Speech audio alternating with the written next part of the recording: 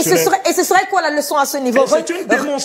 C'est une démonstration d'une mauvaise gouvernance qui gangrène, qui fait en sorte que les gens ne sont pas dans les droits pendant beaucoup d'années. Et il faut que pendant une période électorale, que quelqu'un trouve le courage extraordinaire de venir dire que même devant les juridictions judiciaires, j'y suis allé, mais il n'y a pas la solution à mon problème. Et nous en sommes là aujourd'hui. Et la dernière chose, madame, c'est pour dire que les Camerounais ont démontré qu'aujourd'hui, exceptionnellement, on ne devait même plus débattre de si Paul Biya est candidat ou Paul Biya ne l'est pas. Vous avez vu la qualité des vieillards qui ont déposé la candidature. C'est pour dire aussi que leur collègue, M. Paul Biya, est peut-être différent d'eux parce qu'il est plus propre, il a la présidence, on prend bien soin de lui. Mais leur collègue, M. Paul Biya, devrait normalement être au village et jouer le rôle de consultant auprès de la jeunesse. Et c'est là depuis fort longtemps. Mais quand vous leur dites que c'est seulement Paul Biya, qu'on ne voit pas, qui va être candidat à la présidentielle, ils se disent aussi que bon, il faut qu'on laisse le champ de cacao pour vous montrer que, comme vous traitez le Cameroun avec une telle légèreté, nous aussi, on va venir vous dire que c'est nous, dans les champs de cacao, qu'on va gouverner le Cameroun. Merci, nous en sommes là et c'est très malheureux.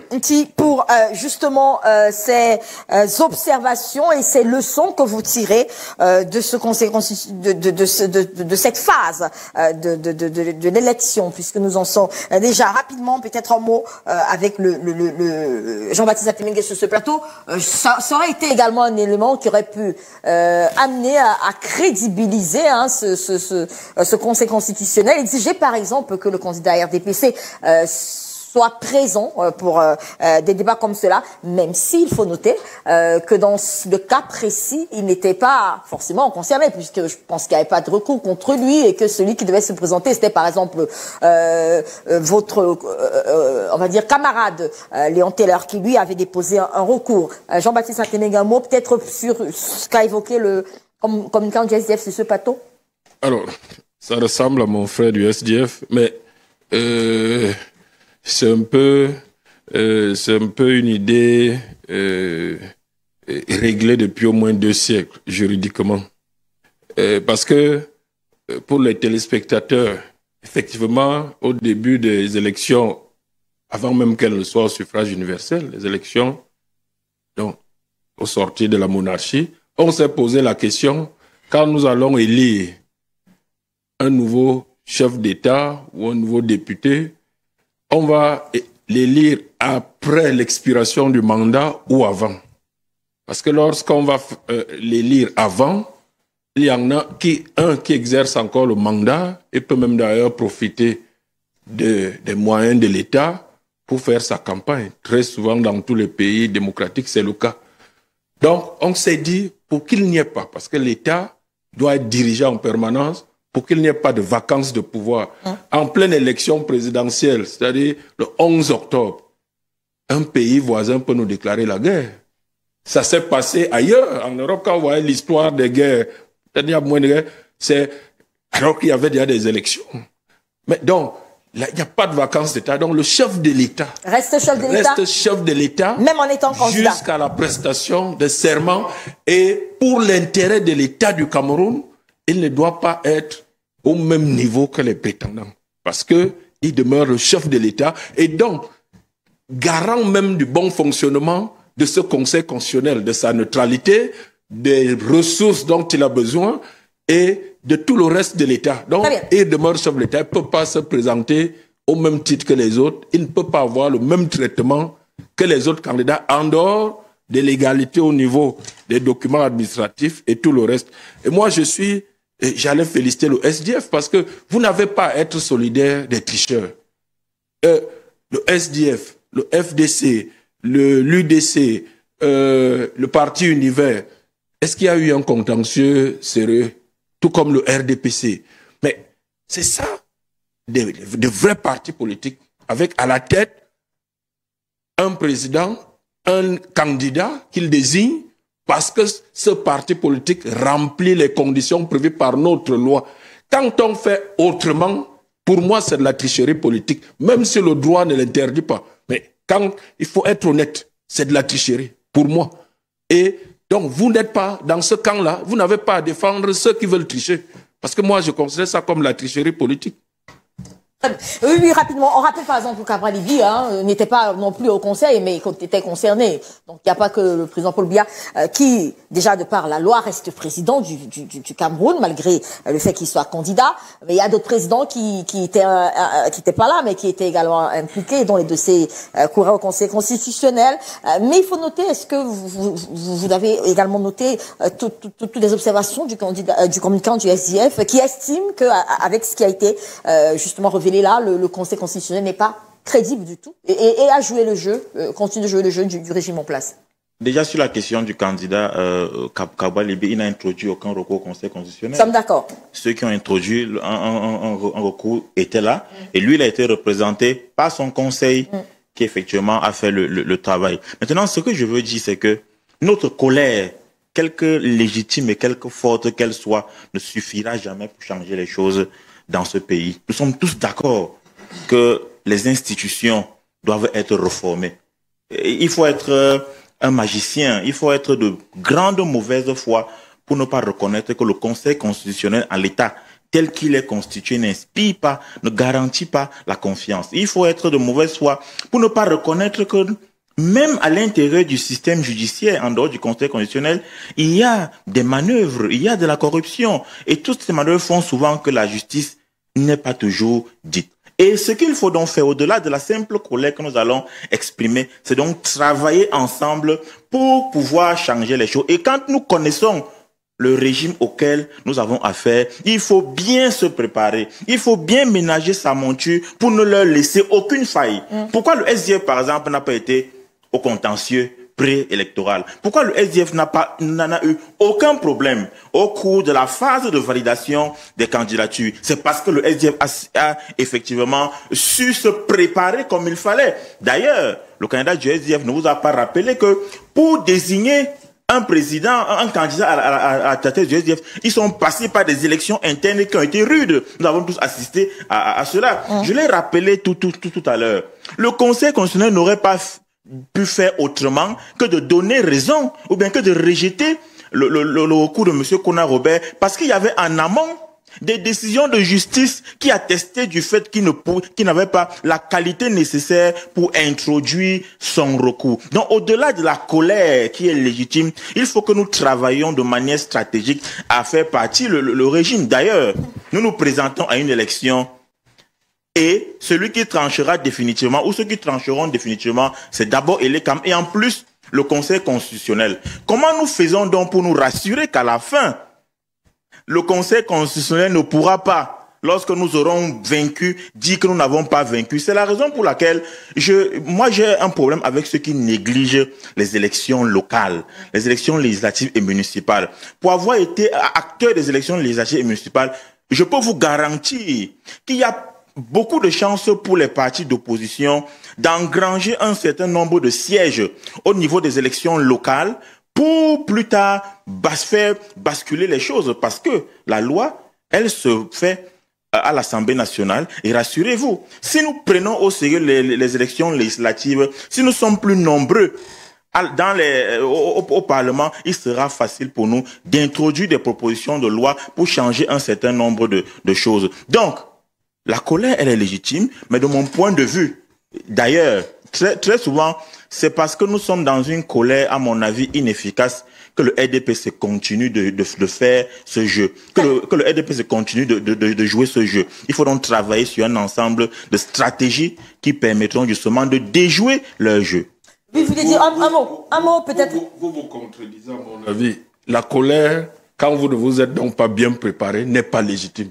Parce qu'il n'y a aucune colère à avoir suite aux décisions du Conseil constitutionnel pour ceux qui ne se sont pas bien préparés. Moi, je parle de la colère sociale. La colère sociale, oui, effectivement. Ça, c'est autre chose. Qui est à l'issue des décisions du Conseil constitutionnel, il n'y a aucune colère légitime. Voilà. Oui, ça, je sais pas. Des réformes, peut-être, qui s'imposent aujourd'hui pour mieux crédibiliser cette institution. Institutionnel? par exemple, et peut-être tout le processus jusqu'à ce niveau, c'est-à-dire jusqu'au contentieux. On parlait tout à l'heure également un peu des LECAM. Vous avez parlé de ces dossiers, de cette panoplie de dossiers arrivés. Est-ce qu'il faudrait, par exemple, resserrer à ce niveau? Quelles sont, en ayant les leçons et peut-être les réformes qui s'imposent pour cette première phase que nous avons observée de la présidentielle?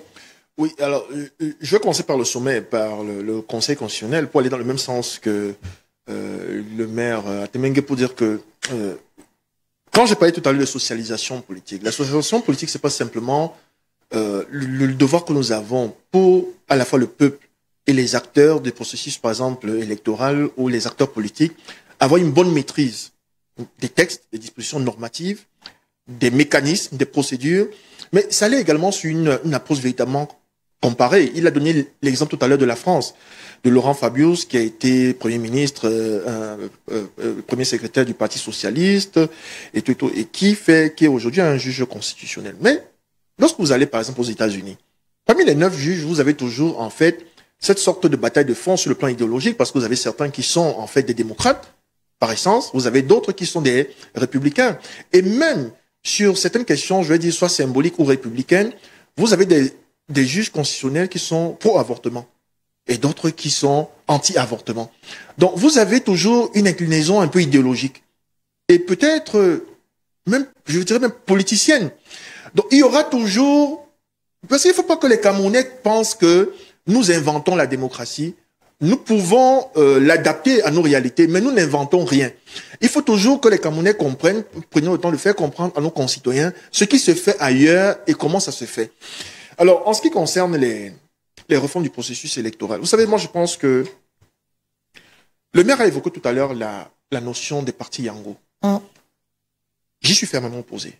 Je vais vous dire. On devrait... Oui, parce que un parti politique, revenons à l'essence sur le plan strictement politologique, un parti politique ou un acteur politique, c'est 2 choses principalement, fondamentalement.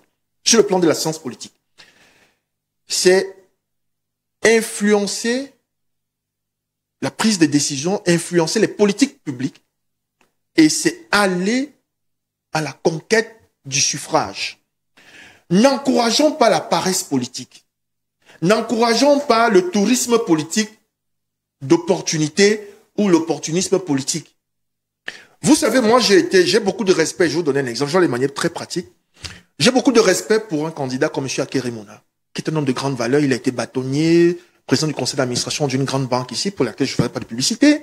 C'est un Camerounais qui portera le flambeau du Cameroun à travers le continent, au-delà, sur les questions de lutte contre la corruption et tout, et de transparence. Mais j'estime qu'il y a un mais. Oui, je suis fermement opposé à ce qu'un candidat aille à une élection. Je dis sur le plan strictement politique. Parce que nous devons faire la différence entre les normes, entre les dispositions normatives, réglementaires et la politique en elle-même. Dans le sens aussi du respect de nos compatriotes. Qu'un homme aille à une élection présidentielle en 2018, qu'il disparaisse en 7 ans. Le seul sujet majeur sur lequel qu'on peut retenir en 7 ans de M. Akerimona, c'est Glencore. Est-ce que les Camerounais n'ont pas eu d'autres problèmes? Des problèmes énergétiques, d'accès à l'eau potable, les problèmes des coûts de la scolarité. Mais nous sommes à quelques semaines de la rentrée. Vous savez, il y a un compatriote qui, de manière anecdotique, sur les réseaux sociaux, il est un peu influenceur déjà, qui t'a dit, mais lorsqu'à l'école maternelle, vous avez une école maternelle qui vous coûte 300 000 francs, est-ce que quand l'enfant sort de cette école maternelle, est-ce qu'il devient pilote? Pour dire que vous avez une inflation hyper galopante des coûts de scolarité au Cameroun, de la maternelle jusqu'au supérieur en passant par le primaire et le secondaire. Lorsque des acteurs politiques ne sont pas capables d'interroger ces problématiques sociales qui est cruciale. Le maire Atemengue qui est là s'est battu contre son propre parti. Et réapparaissent seulement au moment de l'élection. C'est le peuple qui est floué. Moi, je refuse.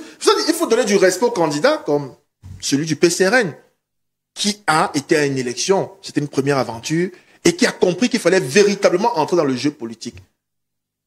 Quand vous avez des candidats qui apparaissent comme ça, qui ne se sont même pas mobilisés pour l'inscription sur les listes électorales, ce n'est pas normal. Je dis sur le plan strictement politique, cela donne l'impression aux Camerounais que l'élection présidentielle est juste un vulgaire spectacle. Maintenant, sur le plan administratif, sur le plan structurel, il faut une disposition dans le code électoral qui sanctionne ceux qui viennent avec des dossiers qui savent incomplets. C'est-à-dire que lorsque vous arrivez avec votre dossier de candidature, vous savez pertinemment que vous n'avez pas le certificat de cautionnement, vous êtes en train de piétiner, de mépriser l'administration publique.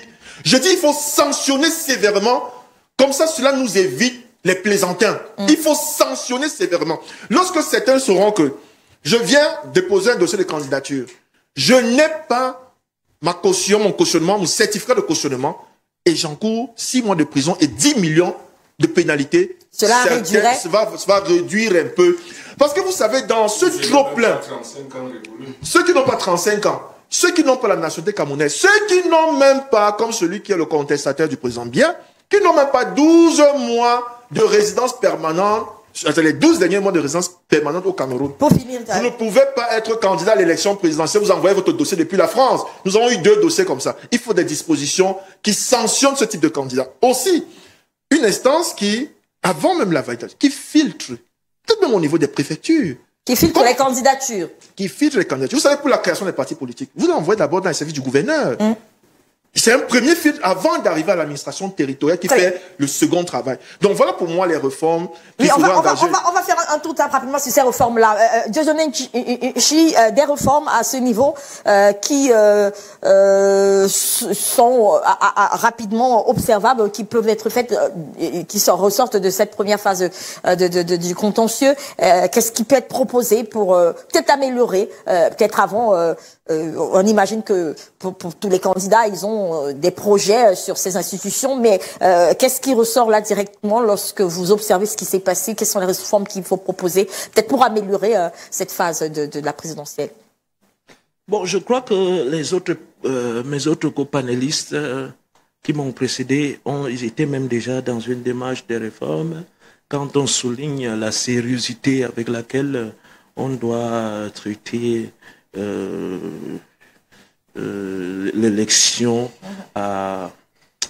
au poste du président de la République. Et il faut prendre des mesures pour que ça soit plus sérieux. Parce que vous parlez du cautionnement de 30 millions, mais il faut dire qu'il y a des gens qui n'ont même pas l'attestation d'inscription sur une liste électorale. Et qui vont quand même déposer. Il y a des gens qui savent pertinemment qui n'ont pas, ils viennent comme candidats indépendants, ils n'ont pas 300 signatures. Il y a des gens qui savent que leur parti politique n'a pas des élus. Et ils se retrouvent là, donc c'est pas sérieux, honnêtement. Ça donne l'impression qu'il y a certaines personnes qui sont en train de perdre le temps des Camerounais. Ils blaguent vraiment. On devrait resserrer, on devrait mieux... Il faut des mesures. Pour mieux filtrer la candidature. Pour écarter ce genre de plaisantons. C'est très normal. Premièrement, il faut travailler sur l'indépendance de cette institution pour qu'elle puisse pleinement jouer son rôle. Je profite là pour dire à mon grand frère Romer Atemeng que la colère en une période préélectorale comme celui-ci est légitime, surtout quand le Conseil constitutionnel n'a pas joué pleinement son rôle. Et je signe là-dessus. Malgré les failles que des partis politiques peuvent avoir, dont le Conseil constitutionnel exploite, on doit revoir la loi telle qu'elle est. Le Conseil constitutionnel en période électorale doit se donner les moyens de garantir la régularité. Et la régularité, il va aussi de la légitimité de ceux-là qui doivent conférer l'investiture. L'article 3 de la Constitution dit que c'est les partis politiques qui concourent au suffrage. Ça fait donc des partis politiques des acteurs majeurs de la scène politique camerounaise. Et ces partis politiques ont des statuts qui sont connus. Le Conseil constitutionnel doit creuser le fond. Et l'article 43 lui donne cette possibilité d'exploiter tous les moyens possibles, à savoir qui est leader, qui a la légitimité de conférer, d'investir un candidat. On ne peut donc pas dire qu'il y a des partis politiques qui n'ont pas de leader. C'est faux. Donc, parce que par exemple, en rejetant deux partis politiques qui se sont présentés, c'est dire que ce parti n'a pas de leader. Qui n'ont pas de leader. Ouais. L'UPC, par exemple, Manedem, mais non, c'est faux. Il y a un leader. Si on va dans les statuts, si on vérifie très bien, il y a un leader, mais le Conseil constitutionnel a refusé de faire ce travail. Et devrait pouvoir le dire. Justement parce que ça profite à leur patron. Et je m'insurge contre ce que le maire Atemengue dit, mais c'est la loi telle que c'est maintenant que le président de la République garantit l'indépendance d'une institution. C'est absurde. Un président de la République ne peut pas garantir l'indépendance de toute une institution. La Constitution doit mettre en place les garanties de l'indépendance des institutions et non du président de la République. Et pour dire, M. Atemengue, vous dites que je ne dois pas être solidaire des tricheurs. Mais si je ne dois pas être solidaire des tricheurs, il faut qu'on élargisse pour voir qui sont les tricheurs. Le premier des tricheurs serait vous, qui vole les élections depuis 1992. Le premier des tricheurs serait vous, qui a un parti politique qui a organisé le dernier congrès depuis 2011. Aujourd'hui, vous vous appelez Rassemblement démocratique, mais je suis désolé pour dire que c'est antidémocratique. Plus que depuis 2011 jusqu'à l'heure où nous sommes, ça va bientôt faire 15 ans, vous n'avez pas de congrès. Ça, c'est aussi la tricherie. Donc, je ne dois pas être solidaire avec vous. La loi permet aux gens d'aller se faire investir par les autres partis politiques. C'est la loi. C'est vous qui dites que Paul Biya est légaliste. Nous disons donc que le Conseil constitutionnel devait dire le droit et rien que le droit. Mais cette fois-ci, ça n'a pas été fait. Il faut comprendre donc que la colère est légitime. Mais moi, je dis au peuple camerounais, on doit orienter cette colère de manière positive. Et c'est là que je rejoins mon frère, qu'on doit réfléchir stratégie. On doit réfléchir stratégie. Et nous, au SDF, nous sommes en train de travailler. Par exemple, on essaye de voir comment est-ce qu'on peut couvrir tout, avoir les représentants dans tous les bureaux de vote. Merci. Pour avoir les PV des élections. On essaye de voir comment on peut avoir le maximum de candidats. Et je profite de cette occasion pour rappeler l'histoire au peuple camerounais qui, à un moment donné, se décourage pour dire que vraiment les choses ne peuvent pas aller. Le SDF a eu le maximum des élus à l'Assemblée nationale quand le SDF a investi le maximum des candidats pour les élections à l'Assemblée nationale. C'était 178 investiture que le SDF avait réussi à passer. Et à cette année, en 1997, nous sommes sortis avec 43 députés. Je crois que c'est possible aujourd'hui. Les données ont changé. L'environnement stratégique a changé. Nous avons de nouveaux outils. Nous avons les réseaux sociaux. Nous avons les téléphones Android. Nous avons des moyens. Et j'en appelle aussi à la culture du volontariat politique. Les Camerounais doivent savoir que leur rôle ne se limite pas pour aller voter. Ils doivent faire plus. C'est le changement positif dont on souhaite là. C'est pas le changement de Ossi Joshua, c'est pas le changement du SDF. C'est pour l'ensemble du peuple camerounais et ils doivent se donner les moyens de le faire. Ils ne peuvent pas attendre que quelqu'un de l'opposition vienne leur donner les moyens, de leur donner l'argent comme le RDPC les donne. Cet argent n'est pas là. Le peuple camerounais a les moyens nécessaires pour le changement positif. Vous voulez rapidement dire quelque chose? Une réserve au propos de M. Chi, qui représente le SDF ici. S'il peut se féliciter de ce qu'il y a de la discipline au sein du SDF, ce qu'il faut dire, ce que nous avons observé durant ce processus électoral en termes de légèreté, en termes d'inconsistance, c'est en fait la face visible de l'indiscipline qui se vit même dans les partis politiques d'opposition notamment. Parce qu'il faut dire une chose, autant vous pouvez voir des personnes qui n'ont pas les attestations de cautionnement, qui n'ont pas des certificats d'inscription sur les listes électorales, autant au sein des partis politiques, il y a également beaucoup de problèmes. Lorsque vous avez un changement statutaire au sein des partis politiques, il vous faut faire le PV. Il faut le légaliser. Il faut le transmettre au MINAT. Il faut que le MINAT vous adresse une correspondance d'accusé de réception dans un premier temps. Il faut ensuite que le MINAT, parce que cet accusé de réception justifie qu'il y a un examen donc sur les nouvelles dispositions statutaires. Et ensuite, il faudrait que le MINAT vous adresse une correspondance de conformité, d'acceptation des nouvelles dispositions statutaires. Or, ce n'est pas toujours fait dans les partis politiques. Vous avez des partis politiques qui changent les dispositions statutaires et ça reste en interne. Ce n'est validé nulle part. Cela est également valable pour les changements à la tête des partis politiques. Parce que ce que nous voyons comme indiscipline, comme légèreté, comme vacuité dans ce processus électoral, c'est la face visible de ce qui se passe dans de nombreux partis politiques et j'en ai été témoin. Il y a beaucoup d'indiscipline, beaucoup de légèreté, beaucoup d'immaturité dans la gestion des partis politiques. Et je pense que le ministre de l'administration territoriale aurait aidé les Camerounais en faisant une grande émission. Parce que ce déballage est important, pour que les Camerounais sachent qui sont les acteurs, qui sont ceux qui prétendent à gouverner ou à diriger ce pays. Nous avons eu ici un candidat qui est arrivé au Trésor en 2018 à 23 heures.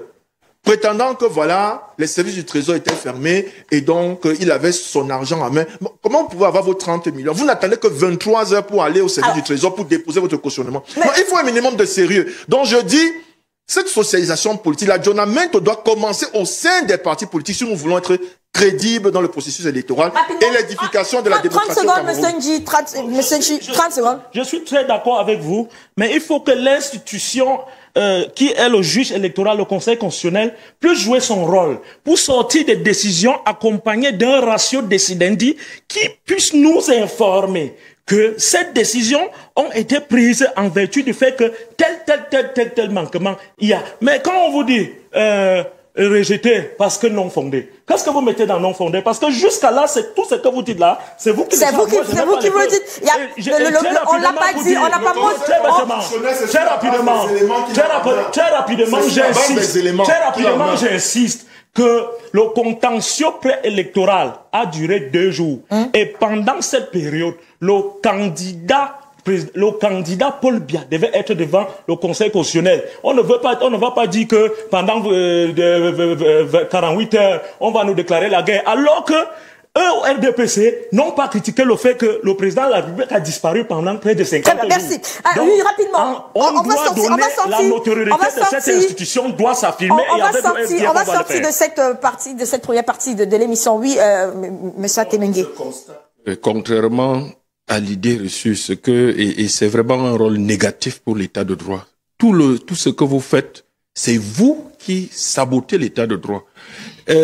Ceux qui sabotent l'état de droit, c'est toute cette pression politique malsaine qu'on a effectuée vis-à-vis des membres du Conseil constitutionnel avant cette élection pour mettre certains candidats qui voulaient tricher à légitimer cette tricherie et de dire au Conseil constitutionnel de fermer les yeux par rapport au droit. C'est vous qui voulez saboter l'état de droit.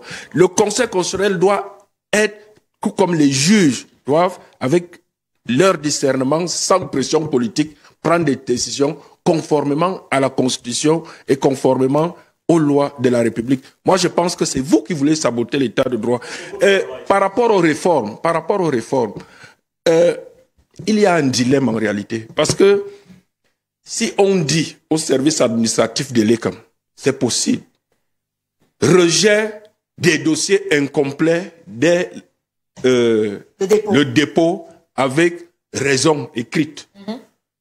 Il peut effectivement arriver qu'il y ait un malentendu, parce que la loi le permet, le code électoral le permet, qu'il y ait des compléments ou des réajustements à certains cas d'ailleurs. Certains partis politiques à un moment du processus peuvent même changer de candidat.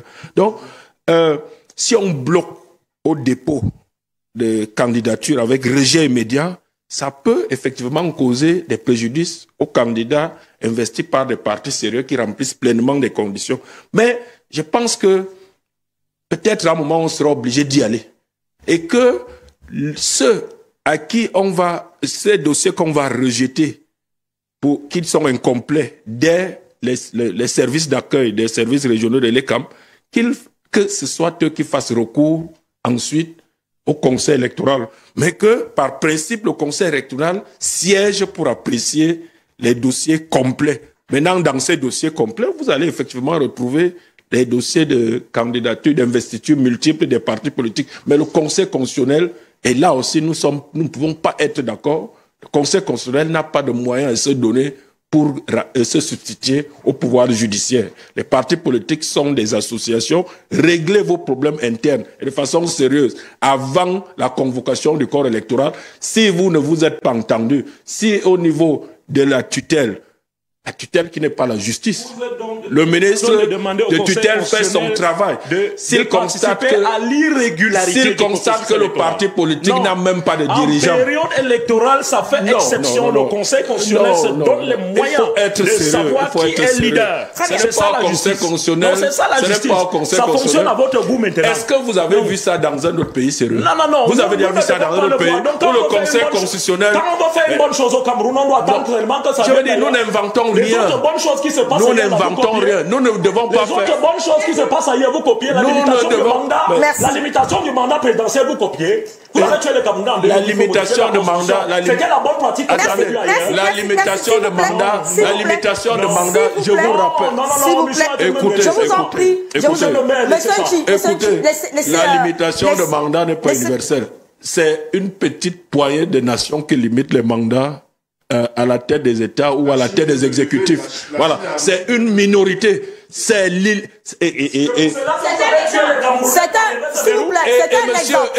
C'est un exemple. je crois. Monsieur, On va continuer. cet exemple, C'est parce que là que vous avez tué les Camerounais pour enlever ce verrou. Monsieur Vous Chi. savez comment les Camerounais se Monsieur- sont battus pour avoir la tripartite, pour qu'on en arrive à Chi, avoir la Monsieur constitution de Chi, 1987. Monsieur Chi, s'il vous plaît. Monsieur Chi. Monsieur Chi, s'il vous plaît. On Monsieur va... Chi, la limitation de mandat peut être considérée par de vrais démocrates comme antidémocratique. Et c'est mon Nous sommes opinion. en train de nous dire Et c'est mon opinion. S'il vous La plaît. limitation de mandat, surtout à la Ce n'est présidence pas- de la ce n'est République, pas- est antidémocratique. ce- Et tu même, ce la n'est pas- la preuve, ce n'est pas l'État le sujet. français en pâtit aujourd'hui. Monsieur Et Atenenge, ce n'est pas la le- limitation de ce n'est mandat pas est le sujet. antidémocratique. C'est pas le sujet. Et C'est voilà. c'est pas le sujet, je vous en prie, c'est pas le sujet. La France est en train de lever. Revenons La à France notre va sujet. probablement lever, Revenons- et même aux États.